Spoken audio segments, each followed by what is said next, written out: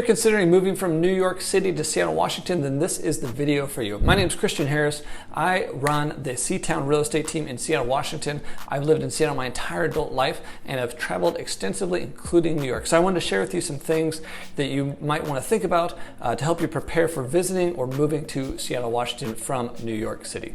Now, when I say New York City, I mean the general area of New York. Obviously, a lot of people think New York, they think Manhattan. Obviously, you've got the 5 boroughs, and those different neighborhoods are going to have different feel, different challenges, different reasons and value for why people would want to live there. And the differences between those areas and Seattle are going to be different than if I'm just talking about Manhattan proper, obviously. Now let's start with what I would consider the 3 biggest differences between living in New York and living in Seattle. One of the biggest things is going to be the cost of living. In New York, the median sale price of a property is $615,000 versus in Seattle, it is $927,000. Now, one thing to consider is if we're talking about Manhattan, the majority of the city rents. 60% of Manhattan are renters, and the rest are largely co-ops. So there's not a lot of single-family home options in the area. So owning there is going to look a lot different than owning here. Your properties are probably going to be smaller there. You'll be, if you're in Manhattan, they're going to be stacked on top of each other in close proximity and very dense. While here, you can have your own. Maybe not be a huge house, but you have your own house, your own yard, that kind of thing, unless you opted to live in a condo or a townhouse or row house situation. So one of the second things is, obviously density and transportation in Manhattan. A lot of people can opt to, live without a vehicle. You can walk places, you have buses, you have subways, you have taxis. So there's a lot of options for getting around and not needing a vehicle. That's not so much the case around Seattle. If you lived, right in, downtown Seattle and maybe one of the condo high rises, you could probably do that if you worked at, Amazon or Facebook and were able to walk or take a bus to work. But if you live in the suburbs, you're probably going to need a car to get around unless you've got, hours in the day to fiddle with public transportation to get around. Now, one of the other things I alluded to that's going to be a little different is the rent to own ratio. In New York, it's much more common to rent or be part of a co-op situation where technically you don't actually own that real estate. So my understanding is that real estate in New York is much more complicated and confusing than it is in Washington State or in Seattle. So you'll definitely want to contact me for any specifics, especially if you're used to renting. The whole idea of buying might be entirely foreign. So happy to help you with walking through those options and what that might mean. So obviously, if you're watching this video, you understand what it's like to live in New York City, so I'm not going to talk any more about that specifically. I'm going to focus more on what to expect when moving to or visiting Seattle, Washington.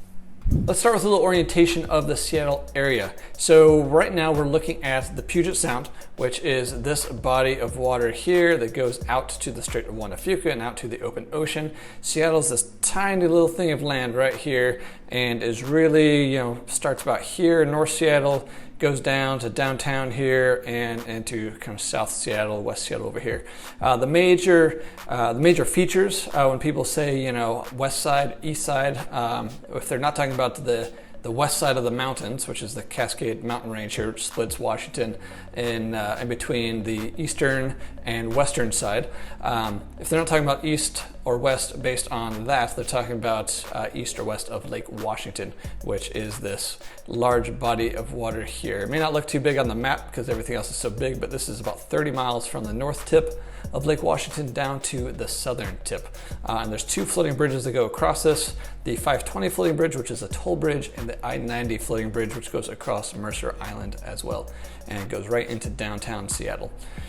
So the Puget Sound here, you've got Elliott Bay, which is the body of water right outside of Seattle with the Seattle waterfront, and West Seattle over here. And so Seattle, when you're looking to the east, you see the Cascade Mountain Range. So those are those beautiful mountains, which Mount Rainier is part of, down to the south here. And then you've got the Olympic Mountain Range, which is the Olympic rainforest over here, which is gorgeous. Lots of great backpacking and wildlife over here. And so this is really downtown here. So, when you're flying in, you see a ton of green and a lot of water. And then you see this tiny little city here in the midst of all of it. So it's really a gorgeous area surrounded by a lot of water, a lot of greenery, a lot of wildlife. Then you have the suburbs around it, with the biggest suburb being Bellevue, which is its very large and wealthy city in its own right.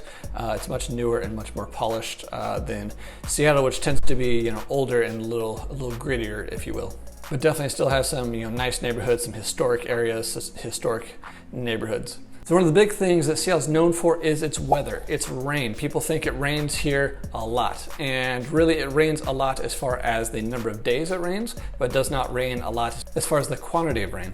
Seattle isn't even in the top 50 for the cities in the US that get the most rain, but it is in the top 5 for the cities that get the longest amount of rain as far as the number of cloudy days. The average city rainfall in the US is 38 inches, which is exactly what Seattle gets, with the most amount of rain being Miami with 67 inches a year. However, summers in Seattle are perfect, with temperatures ranging from 71 to 79 degrees, sunny, light breeze, no humidity, absolutely gorgeous. And because of the temperate climate in the winters, snow isn't even really an issue. It gets on average 5 inches of snowfall a year compared to the country's average of 28 inches.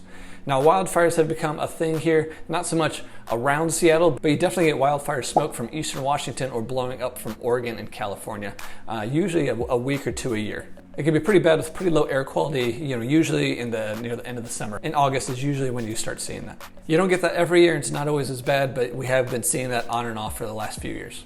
Now, I will say traffic does suck here. If you looked on the map, you'll notice there is a lot of water, which means it's kind of hard to get around. It's one of the few cities in the country where people take ferry boats, not just for pleasure or to visit other areas, but also for work and for commuting. Some people live over on what we call the Olympic Peninsula, or on Bainbridge Island, or one of the many San Juan Islands, and they'll actually take ferries into downtown Seattle to go to work. Now, thankfully, if you don't want to drive, but you do need to commute, there is a good public transportation system between the buses that run downtown and from the suburbs in, and the light rail that runs from the suburbs in.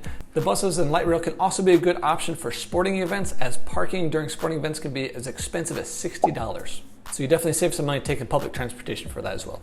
Now, lifestyle in Seattle is very outdoorsy, very active. Breweries are a big thing, craft beers are big, food, sports, we have it all. You've got pretty much any outdoor sport or activity you want to do within 45 minutes of Seattle, from hiking, biking, kayaking, mountain climbing to mountain biking, rock climbing. There's all sorts of stuff to do. And in the winters, skiing, snowboarding, sledding, that sort of thing up in the mountains. If you love coffee or beer, you are in luck. This is the coffee and beer microbrew capital of the world. I don't know if that's actually true or not, but you've got a ridiculous amount of coffee and breweries around here. Obviously, this is the home of Starbucks, and there's Starbucks on every corner, but there's also tons of mom and pop micro coffee roasters and microbreweries all over the place. It's also a very eclectic and international city, so you can get any type of food you want from anywhere in the world in Seattle, and it's absolutely amazing. Seattle is also very health conscious. You've got a lot of ma and pa grocery stores. You also have Whole Foods, Trader Joe's, tons of farmers markets. Even some of them are year round. Education and learning and museums and culture are also very big around here. Seattle actually has one of the most highest education rates of any city in the country. Seattle is also a very hilly city. It's actually the second hilliest city in the country, second only to San Francisco. Seattle's actually built on 7 hills. People also love walking and biking around here. So with those 7 hills, there's a lot of up and down. It also means when it snows here or it freezes, it makes it really treacherous. And so usually the whole city will shut down for a day or two until the snow or ice melts. Speaking of snow and ice, there's actually a thing here that people like to call the Seattle freeze. They like to say that people just aren't very friendly around here. Maybe they won't look you in the eye when you're going down the street. Now, I think that's generally true in most urban areas. If you're downtown, typically people are keeping to themselves. They're walking there not for pleasure, but to get to work, or they're on their way to something. When you get it to some of the other neighborhoods, they're a little more family friendly, or have less hustle and bustle, where people a little more laid back. I think they're definitely more friendly. Or you get out to the suburbs. I don't think that Seattle is any less hospitable or friendly than any other city. So I don't really think that the Seattle freeze is really a thing any more than any downtown urban area would be less friendly than maybe walking in the suburbs. Now, pets. Seattle is incredibly pet friendly. Dogs and cats, especially dogs, lots of dog parks. There's off-leash areas.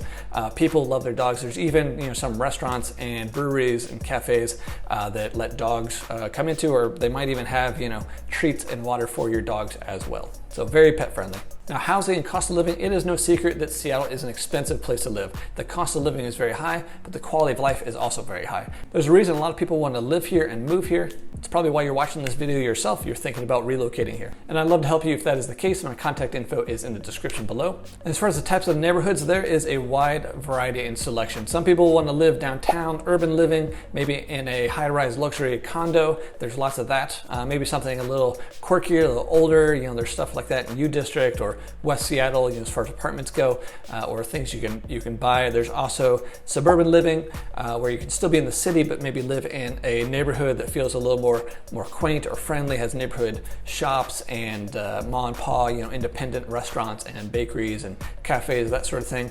Or maybe you want to go out to the suburbs of Seattle, where you have the traditional franchise or chain stores and restaurants and grocery stores and that sort of thing with planned neighborhoods and communities. You'll tend to find that in the suburbs or on the east side, east side of the lake, like in Bellevue or Redmond or Kirkland. While in Seattle, you don't have a lot of the planned neighborhoods because the city tends to be older, and so it's very eclectic. You might have an old war box or bungalow or craftsman home, next to a new modern, straight-lined, minimalist, new construction building. But the point is, there are neighborhoods and styles of living for everyone in Seattle.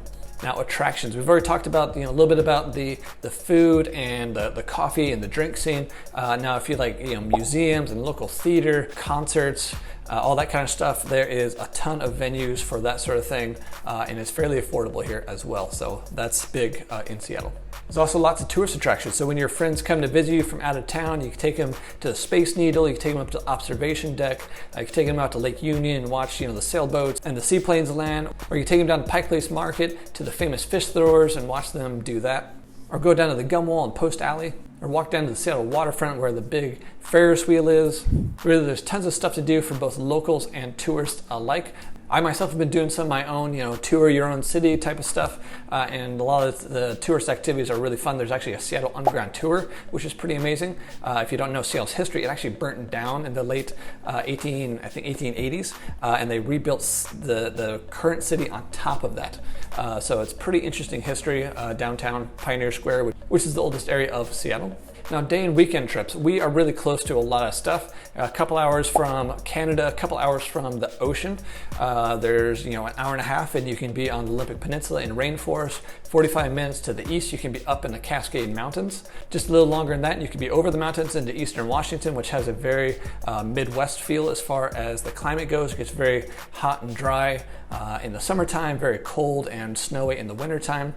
Western Washington is a lot wetter and more temperate. It doesn't get very cold or very hot because the wet ocean air builds up against the Cascade Mountain range and makes a lot of rainfall here and keeps the temperature pretty consistent.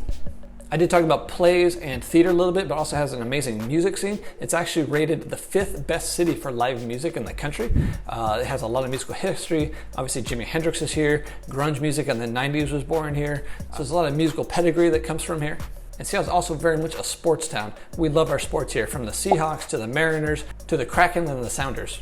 Now, let's not forget college sports with UW Huskies. Part of the great quality of life that I talked about a minute ago is also healthcare. Healthcare here is really great, and especially hospitals in the country. You got Harborview, you got Children's Hospital. People come from all over the country to get specialized care here. It's absolutely amazing. As far as industry and economy, obviously tech is very big here. You also have Boeing and Microsoft and Google and Facebook. There's a lot going on here, which is part of the reason people want to live here, because the job market is so good.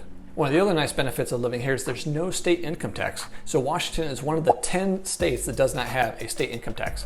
Now, if you do live within the Seattle city limits, the city of Seattle does have a fairly high city income tax, which at the time of this recording in January of 2023 is at 10.25%. Now, in a second, I'm going to get to some of the less desirable aspects of Seattle. But first, I want to say, if this video has been helpful, I would love for you to give it a thumbs up. If you want to get a hold of me or set up your own consultation about what it would look like for you to move to this area or for me to help you buy a house, then my contact info is in the description below, and you can set up a consultation with the link in there. Now on to some of the less great stuff about Seattle. Homelessness. Homelessness is kind of an issue here. The mental health issue, homelessness, it It was, worse a few years ago, so the cities have been doing a better job of dealing with that, creating some permanent solutions, partnering some great nonprofits to help not only get people off the street into housing, but also get their underlying conditions of, drug abuse and mental health taken care of so they can live, productive and healthy lifestyles. But it is still an issue here in the city. We do have a fairly high number of homeless people. Sometimes it spills out into the streets, specifically in downtown.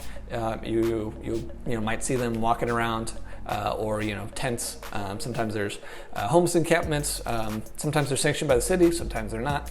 But that is kind of part of the deal with living in a big city these days. One of the other things that people don't like to talk about is crime.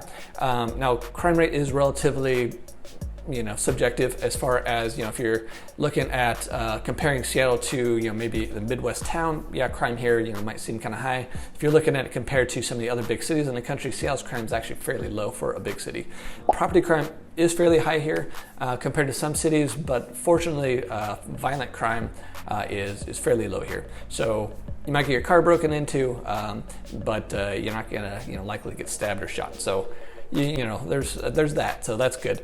But the local police and sheriff's office does a good job responding and taking care of that kind of crime. So, and on a happier note, Seattle actually has really great schools, both public and private options. The entire Seattle school district has actually been rated a 9 out of 10 on the Great Schools website, as well as Washington is actually rated number 4 for public schools in the nation. And there's also some charter school options and some private school options that are great as well. Kind of alluded to it earlier, but Seattle is very outdoorsy and it's a beautiful, amazing area covered with green and water. So that leads to some very beautiful landscapes, beautiful sunrises over the Cascade Mountain Range and some sunsets over the Sound, Puget Sound and the Olympic Mountain Range, as well as Mount Rainier to the south. And there's actually several amazing viewpoints in the city. Some of the better known ones are Cary Park or Gasworks Park in North Seattle, and there's also Hamilton View Park in West Seattle, which looks out over Elliott Bay at the Seattle skyline. Absolutely amazing. So those are just some of the highlights of what you have to look forward to in Seattle. Absolutely amazing city, beautiful, gorgeous, great quality of life. You will love it here. If you have any specific questions about relocating here or how it may be different in the city you're coming from, feel free to contact me down below, or there's a link to a free consultation. I would love to talk to you and help you any way I can.